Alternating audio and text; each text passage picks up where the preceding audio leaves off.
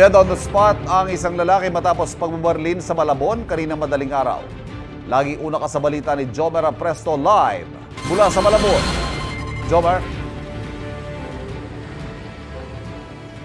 Ivan, nandito ako sa bahagi ng C4 sa Malabon City. Halos tapat lamang ito kung saan pinagbabaril kanina ang isang lalaki na kabibili lang ng kape sa tindahan. Narito ang aking report. Napahagulgol na lang ang babaeng ito nang madat nang nakahandusay ang kanyang live-in partner sa C4 sa Malabon City. Ang biktima, kabibili lang daw ng kape ng pagbabarilin. May narinig kaming putok. Hindi namin nintindihan kasi akala namin mga bata lang na naglalaro ng paputok. Pag namin, siguro mga 5 minutes, may tumatakbong tao, bystander na sabi may bumulagta ang araw pong tao. Pagpunta namin, nabutan namin yung tao, nakabulagta na. Ayon naman sa tatay ng biktima, nagkita pa sila kagabi ng anak dahil birthday daw ng bunsong kapatid nito. Hindi ko alam kung anong oras umalis ang bahay kasi nasa rooftop sila eh. Pinuntahan ako sa bahay, bigla na lang umiyak ng manugang ko. Tinawag ako doon na ito nga yung anak ko binaral daw dito sa C4.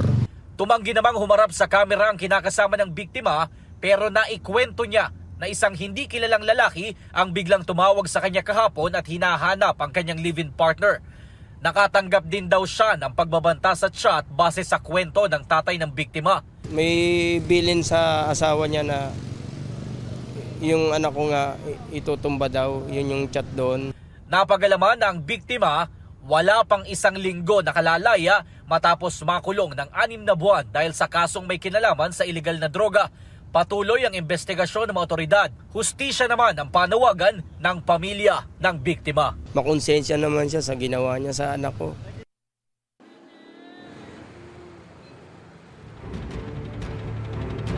Ivan, mag-aalas 5 na ng madaling araw kanina nang maialis mula dito sa crime scene ang bangkay ng biktima. Patuloy pang investigasyon ng mga otoridad kung ano ang motibo sa pamamaril.